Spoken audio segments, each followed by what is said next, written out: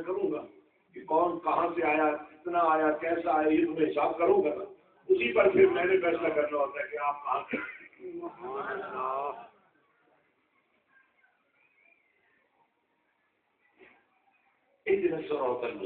سبحان اللہ. مدد مانگی اللہ سے. اللہ نے فرمایا یہ مدد مانگنے کا طریقہ ہے کہ مجھ سے یہ دعا کرو. سبحان اللہ. کیا دعا کرو؟ صراط مستقیم, سیدھا راستہ. سبحان اللہ. اور یہ دعا ہم مانگ کب رہے ہیں؟ جب ہم نماز پڑھ رہے ہیں. اور نماز کب پڑھی جاتی ہے؟ جب بندہ حالت پاکیزگی میں ہوتا ہے, حالت طہارت میں ہوتا ہے, مسجد میں ہوتا ہے, اللہ کے گھر میں ہوتا ہے, اللہ کی بارگاہ میں ہوتا ہے, اللہ کی حرم میں ہوتا ہے. اور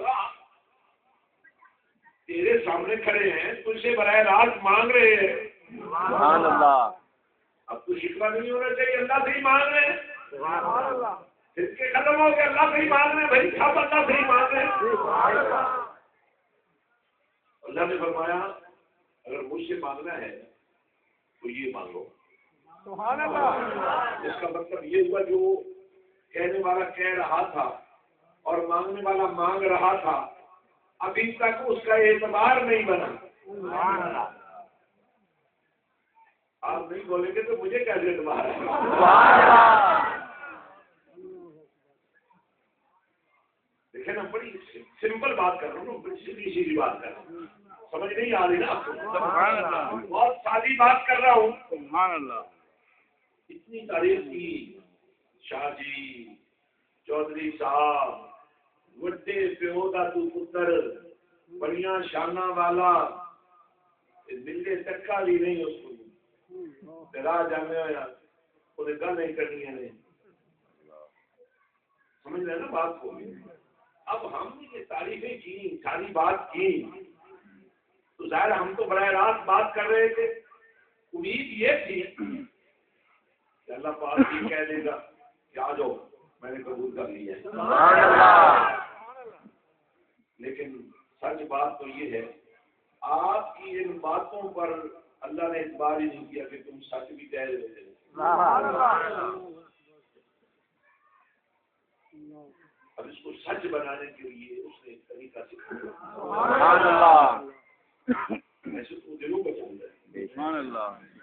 پھر آپ نے ایسے دیکھا ہوگا, میں کسی کو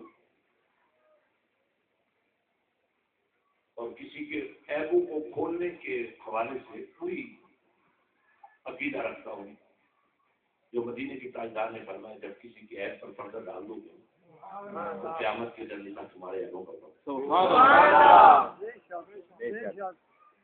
اب جناب بات یہ ہوئی کہ یہ ساری باتیں کرنے کے بعد اس نے کہا یا کہنا یا کم اور کہا ٹھیک ہے چلو تم عبادت کر تو ٹھیک ہے, تم نے مدد بھی مانگی ٹھیک ہے, اب مدد لینے کا طریقہ کہا کہ دن صراط المستقیم. تم یہ مجھے کہو کہ اللہ مجھے صراط مستقیم دے. سبحان اللہ. اس کا مطلب یہ ہوا کہ نماز پڑھتے ہوئے, وضو کرتے ہوئے, حرم میں جاتے ہوئے ابھی تک تیری بات میں پختگی نہیں تھی. کیونکہ اکثر لوگ لوگوں کا ایک پردہ ہی ہوتا ہے نا. اکثر لوگ مجھے کہتے ہیں جی دعا کریں, نماز میں بڑے شیطانی کے حالات آتے ہیں. آپ کو دنیا بہت لوگ آ کر مجھے جب اکیلے دیکھتے ہیں, جیسے یہ آپ میں سے کچھ حضرات کو یہ بیماری ہے کہ پاس آ کر بیٹھنے کی خواہش ہوتی ہے, یہ اچھی بیماری ہے, بری بیماری نہیں ہے, لیکن اس طرح آپ لوگوں کا حق مار رہے ہیں. جب آپ میرے پاس بیٹھ جائیں گے تو کوئی اپنی بات تو مجھ نہیں کر سکتا. اب یہ بات آپ کو سمجھ لیں, جب اس طرح کی اجتماعات ہوتے ہیں تو رکنے کی بجائے چلتے رہنے میں برکت ہوتی ہے. بار بار مجھے کہنا پڑتا ہے, یہ غریب انتظامیہ کو کہنا پڑتا ہے, اور یہ تو ویسے ہی ماشاءاللہ یہ کہتے ہی نہیں ہے, یہ بھی لکیر کے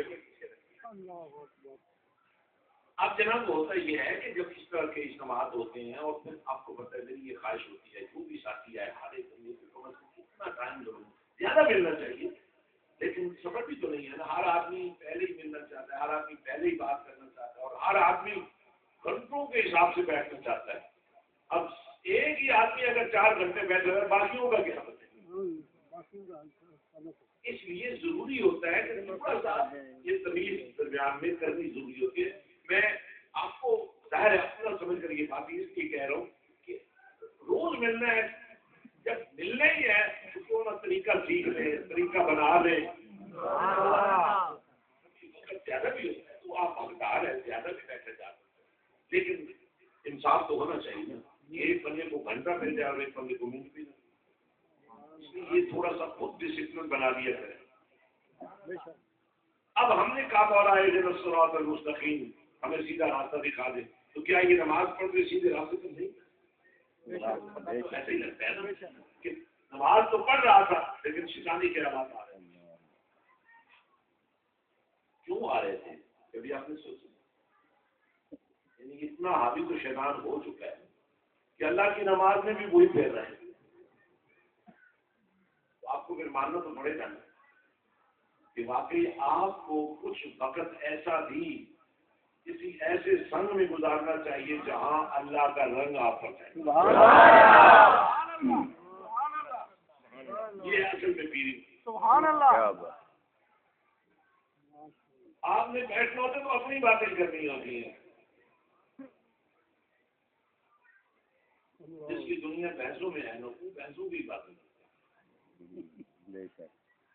جو بیوی کے پیار میں رہتا ہے اس کو ہر بات میں بیوی کی بات نظر آتی ہے.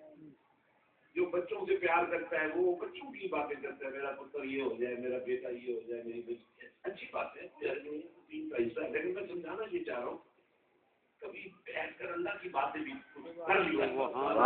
اللہ کی بات آج ہزاروں لوگ مجھے ملے ہیں لیکن کسی ایک نے بھی مجھے یہ نہیں کہا کو اللہ کی بات ہے. اب آپ اندازہ لگا. وہ ایک بڑی پرانی مثال بنی ہوئی ہے. وہ برات جا رہی تھی اور پرانے زمانوں میں اونٹوں پر براتیں جاتی تھی. تو وہ گاؤں کی جو لڑکی تھی ہے کہنے لگی مجھے بھی ساتھ لے لیں، لیکن میں نے جانا اگلے گاؤں پر بیٹھ. اگلا اونٹ کس کو وہ کہتی ہے مجھے اگلے اونٹ پر. انہوں نے کہا چلیے ہم تمہیں لے ہی نہیں جانے والے، اگلے اونٹ پر بیٹھنا. یہ ہماری عادت آج سے ہماری ایسی ہو چکی ہے کہ ہمیں کوئی ساتھ لینے کی تیار نہیں.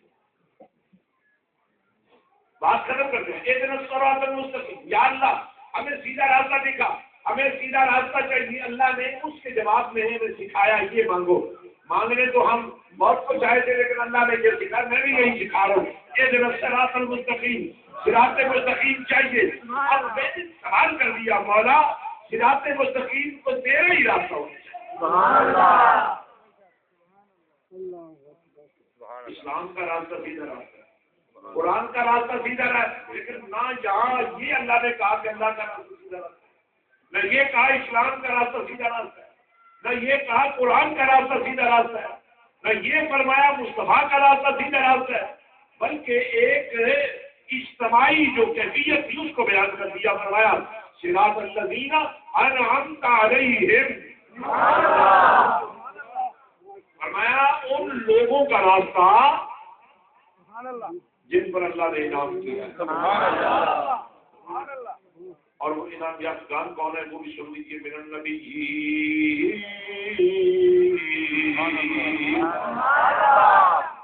من النبیین والصدیقین والشہداء والصالحین وحسن اولئک رفیقا.